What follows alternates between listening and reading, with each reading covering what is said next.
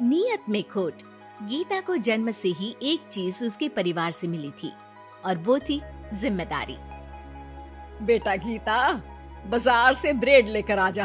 तेरे छोटे भाई बहन को भूख लगने का समय हो रहा है। जी माँ, अभी लेकर आती हूँ। और तुझे बोला था ना कि नौकरी ढूंढ ले। पापा की नौकरी से अब घर चलाना बहुत मुश्किल हो रहा है। तेरे और भी 3 भाई बहन है बेटा। माँ, मैं गई तो थी एक फैक्ट्री में, लेकिन उन लोगों ने कहा कि मेरी उम्र कम है। ओहो, तो किसी और दुकान में देख ले या फिर कपड़े सिल लिया कर। लेकिन अब बेटा। हाँ माँ, मैं तुझे समझ सकती हूँ। मैं कल फिर जाऊंगी। बेटा देख ले, पिता भी बुजुर्ग हो चले हैं। मैं कभी कभी सोचती हूँ कि 4 घर का काम पकड़ लूं, लेकिन ये समाज। गीता माँ को गले लगाकर वहाँ से चली जाती है। धीरे धीरे वक्त गुजरता है और गीता के पिता से भी काम नहीं हो पाता है। अरे गीता की माँ, अब काम करते हुए हाथ कांपते हैं। किसी भी बच्चे की शादी नहीं हुई है। चिंता होती है, पता नहीं घर कैसे चलेगा।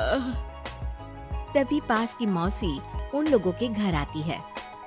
अरे गीता की माँ, चिंता ना करो, तुम लोगों की परेशानी का हल है मेरे पास। आओ बहन, क्या हाल है?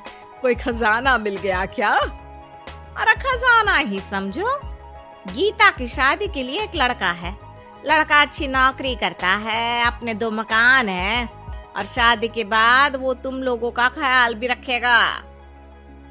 ऐसा क्या देख लिया गीता में उसने जो इतना सब करने को तैयार है? अरे भाई साहब, अब आप लोगों से क्या छुपाना। लड़के की पहली बीवी का स्वर्गवास हो चुका है और 2 छोटे बच्चे भी हैं। अरे क्या बोल रही हो मौसी? नहीं नहीं, मैं ऐसी जगह अपनी गीता की शादी नहीं करूंगी। हाँ, मैं भी गीता को किसी ऐसे घर में नहीं भेजूंगा जहाँ 2 बच्चे पहले ही हो। देखो, गीता मेरी भी बेटी जैसी ही है। अरे लड़का बहुत ही शरीफ है, हो सकता है उसके भाग्य में गीता हो। वो याद नहीं, बच्चे इतने छोटे हैं कि असली माँ और सौतेली माँ में फर्क भी नहीं समझेंगे। अरे लेकिन गीता ही क्यों? क्योंकि गीता को मैं जानती हूँ, कोई दूसरी लड़की उन बच्चों का जीवन खराब कर देगी। काफी मनाने के बाद और हालात को देखते हुए गीता की शादी गणेश के साथ हो जाती है। गीता, मैं ऑफिस जा रहा हूँ। तुम्हें कुछ चाहिए तो मैं ले आऊंगा। मुझे कुछ पैसे दे दीजिए, मैं घर जाना चाहती हूँ। अरे लेकिन बच्चे। आप बच्चों की चिंता मत करिए, वो भी नानी का घर देख लेंगे। गणेश को गीता की बात अच्छी लगती है। वो उसे पैसे देकर ऑफिस चला जाता है। गीता दोनों बच्चों को लेकर माँ के पास जाती है। अरे मेरे नाती और नातिन, कितने प्यारे बच्चे हैं गीता। हाँ माँ, ये तो दोनों बच्चे मेरे ही हैं। चलो जाओ, अपने मामा और मौसी के साथ खेलो। फिर क्या था, गणेश के बच्चों को ननिहाल और गीता को अपने घर को पालने के लिए गणेश का सहारा मिल जाता है। माँ, ये पैसे ले ले, इनसे तू घर की टूटी छत बनवा लेना और राशन डाल लेना।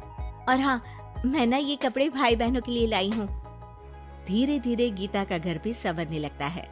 वो अपने ससुराल में भी अच्छे से रहती है और फिर गीता को एक बेटा होता है। गीता, तुम चाहो तो अपनी माँ को यहाँ मदद के लिए बुला सकती हो।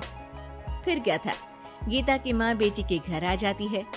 लेकिन अब उसकी माँ गीता के बेटे और गणेश की पहली बीवी के बेटे से भेदभाव करने लगती है। अरे सारा दूध तू ही पी जाएगा, चल छोटे भाई को दे गिलास। लेकिन नानी, ये तो मेरा दूध है, वो अपना ग्लास खत्म कर चुका है। अरे चुप, बिल्कुल चुप, बड़ा आया मेरा गिलास वाला। तभी वहाँ गीता आ जाती है। माँ, ये क्या बोल रही है, वो छोटा है और बहुत दूध है किचन में। अरे बहुत है तो क्या सारा इस सांप को पिला देगी? अपने बेटे का ख्याल रख, कल को तेरे 2 घर में से एक का हक मांगेगा तो क्या करेगी? माँ, तो दोनों का ही तो हक है ना प्रॉपर्टी में। अरे ना बेटा, सारा हक इस छोटे का है।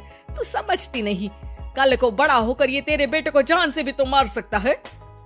अब माँ सारा दिन गीता को गणेश की पहली पत्नी के खिलाफ कान भरती।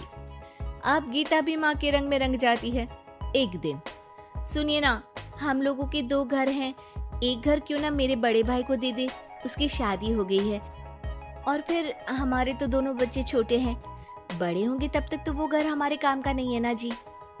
सीधा साधा गणेश क्या कहता, वो मान जाता है और फिर गीता का भाई उसके एक मकान में शिफ्ट हो जाता है। गणेश के ऑफिस जाने के बाद गीता गणेश की पहली पत्नी के बेटे से कहती है, सारा दिन खेलते रहते हो, पढ़े नहीं तो काम पर लगा दूंगी, समझे? बेटा, जो अब सौतेली माँ से सहम चुका था, एक फैक्ट्री में जाता है। साहब, कुछ काम मिलेगा? बेटा, मुझे एक ऑफिस बॉय की जरूरत है, लेकिन तुम तो अच्छे घर के लगते हो। हाँ हूँ भी, लेकिन फिलहाल काम की तलाश है।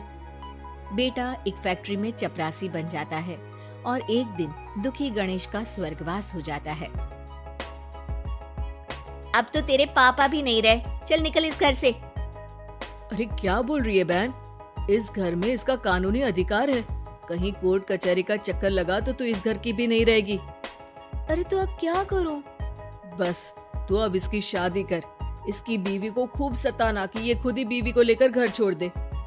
गीता को भाई की बात जंच जाती है, लेकिन कहते हैं ना कि पाप का घड़ा तो भरता ही है। बेटी की शादी के बाद उसकी बीवी सास से भी 4 कदम आगे निकलती है। ए, क्या सारा दिन सोती रहती है, कोई काम नहीं है क्या? चल निकल इस घर से और अपने पति को भी लेती जा।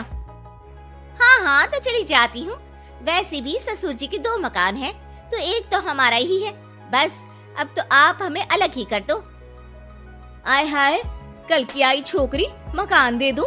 अरे वो तो मेरे भाई ने तेरे ससुर से खरीदा था पूरे नकद पैसों में। अच्छा, तो कागज दिखा दो और जो मकान बिकने में पैसा आया उसमें हिस्सा दो, तभी घर खाली करूंगी। सास का पारा 7वें आसमान में चढ़ जाता है, लेकिन करती भी तो क्या, ना तो उसके पास कागज थे और ना ही पैसे। और हाँ सासू माँ, वो मेरी शादी में जो भर भर के जेवर पहने थे ना आपने, वो भी इनकी असली माँ के हैं, उन जेवर पर भी मेरा अधिकार है।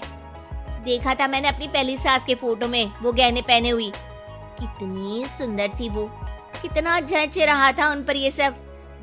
सास तो बहू की बात सुनकर दंग रह जाती है। हे भगवान, ये तो बहुत ही तेज है, इससे पंगा लूंगी तो ना घर की रहूंगी ना गहनों की, और पैसे भी हाथ से चले गए। अब क्या था, गीता को सालों बाद उसका तोड़ मिल जाता है। अब घर में सुख शांति हो जाती है।